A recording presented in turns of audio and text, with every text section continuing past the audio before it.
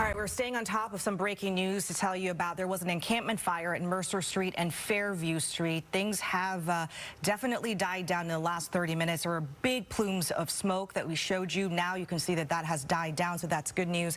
You do see some fire trucks out there and state troopers. This is an encampment that many people drive by. This is in the South Lake Union area.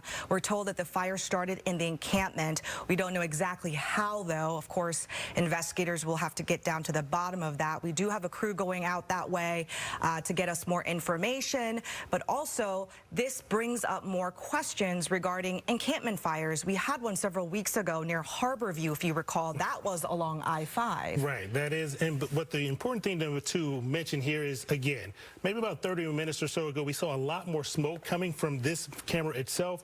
Again, you can see a firefighter firefighter truck off to your right there, so looks like maybe they do have gotten a hold on this encampment fire. Again, we're not exactly sure what time of day that this started.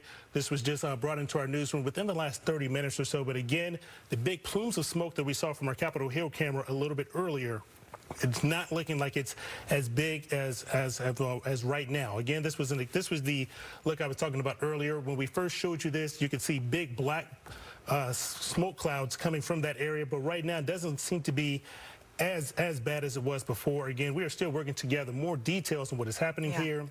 This is in the South Lake Union neighborhood at Mercer Street and Fairview Street. Again, blocking all eastbound lanes. Our Jennifer Dowling is on the way to this area. This is not far from one of the Amazon campuses as well. Actually, we do have, you can see a fire right there. You can see some people walking by. We do have Jennifer Dowling here who can give us more details on what's happening there on the ground. Jen? Good afternoon, Brian. That fire is burning behind me. It's actually smoldering at this time because firefighters have a good handle on it. I'm going to step out of the way so you can see what's happening right now. You can see that there's a lot of furniture and other items, some skeletons of some metal items that are in there, and the transportation officials confirmed that this was a homeless encampment, and so it really was cooking about 20 minutes ago, and we did hear some explosions, and I did observe flames that were maybe around 4 to 5 feet high.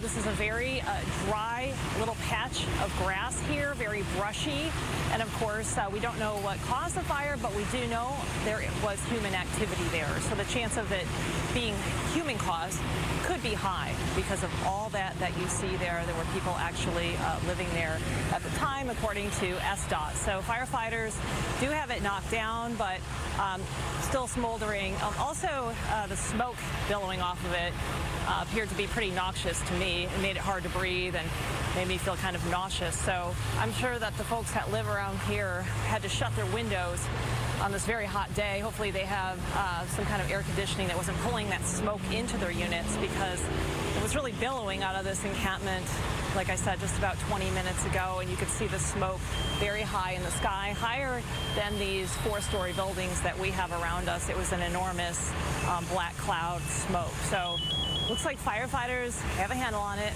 Unsure if there's any injuries at this time, but doesn't look like it. We don't see any EMTs or anything working on anyone at this time, but of course we'll check in with officials to see if that remains the case. But a very hot day out here, so we know that any kind of spark could ignite a raging fire like this, especially a brush fire or a grass fire, because we've seen a lot of those spark up, especially in this hot, dry weather. So we'll continue to gather information on this fire and bring that to you right here. Back